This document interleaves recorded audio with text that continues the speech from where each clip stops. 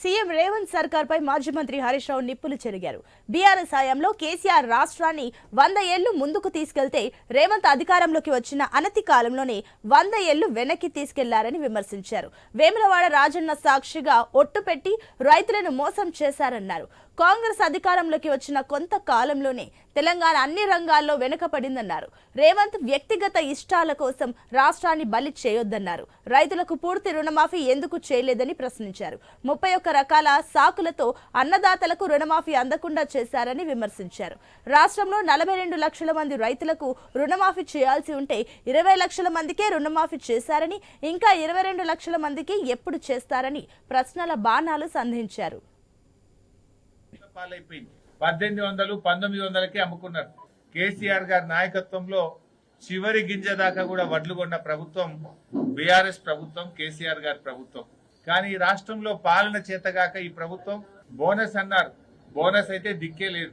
మన ముఖ్యమంత్రి గారు మహారాష్ట్ర పోయి చాలా గొప్పగా చెప్పిండు, వడ్లకు బోనస్ ఇస్తున్నాం మా రాష్ట్రంలో అన్నాడు. నిజంగా బోనస్ వస్తుందా? మహారాష్ట్రలోనే వడ్లకు బోనస్ అన్నాడు. ఎలక్షన్ల ముందేమో అన్ని పంటలకు బోనస్ అన్నారు కాంగ్రెస్ పార్టీ నాయకులు.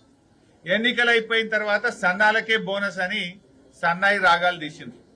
కానీ పోనీ ఆ సన్నాల కన్నా సరిగా వస్తుందా అంటే దానికి కూడా ఇప్పటి వరకు పోయినటువంటి పరిస్థితి లేదు. అంటే రాష్ట్ర ప్రజల్ని, రైతుల్ని కాంగ్రెస్ ప్రభుత్వం మోసం చేసింది. కేసీఆర్ గురించి మాట్లాడే నైతిక అర్హత సీఎం రేవంత్ కు లేదని విమర్శించారు హరీష్ రావు. రేవంత్ సర్కార్లో గురుకులాలకు జ్వరం వచ్చిందని ఎద్దేవా చేశారు. విద్యార్థులకు ఫుడ్ పాయిజన్ అయి చనిపోతున్న ప్రభుత్వానికి చీమ కుట్టినట్టు కూడా లేదని ఆగ్రహం వ్యక్తం చేశారు. ఉద్యోగాలు అడిగితే నిరుద్యోగులను కొట్టిస్తున్నారని మండిపడ్డారు. 2 లక్షల వరకే రుణమాఫీ ఎందుకు? 2 లక్షలు దాటి అప్పు తీసుకుంటే రైతులు కారా? వారికెందుకు రుణమాఫీ చేయలేదు అని నిలదీశారు. రైతులకు సన్నాలకు బోనస్ అన్నారు. మద్దతు ధర కూడా ఇవ్వట్లేదని మండిపడ్డారు.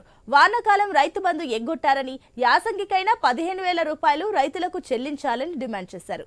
కాంగ్రెస్ హయాంలో రాష్ట్రంలో శాంతి భద్రతలు క్షీణించాయని, హైడ్రా పేరుతో పేదలకు గూడు లేకుండా చేస్తున్నారని ఫైర్ అయ్యారు.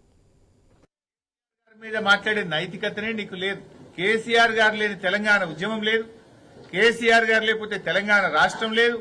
తెలంగాణ రాష్ట్రం లేకపోతే నువ్వు పీసీసీ అధ్యక్షుడివి కావు, ఈ రాష్ట్రానికి ముఖ్యమంత్రి కావు. అది కేసీఆర్ గారి దయ వల్ల నీకు ఇవాళ ఈ అవకాశం వచ్చింది. నువ్వు కేసీఆర్ గారి మీద నోరు బారేసుకుంటున్నావు. మొన్న కేసీఆర్ గారు ఏమన్నారు? 11 నెలలలో ఈ రాష్ట్ర ప్రజలు తాము ఏం కోల్పోయారో అర్థం చేసుకుంటున్నారు అని కేసీఆర్ గారు అన్నారు. ఇందులో తప్పున్నదా? ఈయన రేవంత్ రెడ్డి అంటాడు తెలంగాణ ప్రజలు ఏమీ కోల్పోలేదని, పైగా ఎంతో పొందారని రేవంత్ రెడ్డి గారు మాట్లాడుతున్నారు. ఏం పొందిండ్రు నాయన? ఏం పొందిండ్రు? నేను చెప్తా. లెక్కలతో సహా, ఆధారాలతో సహా ఏం కోల్పోయారో నిరూపించడానికి నేను సిద్ధంగా ఉన్నా. ఏమి పొందారో చెప్పడానికి మీరు సిద్ధంగా ఉన్నారా అని నేను అడుగుతా ఉన్నా.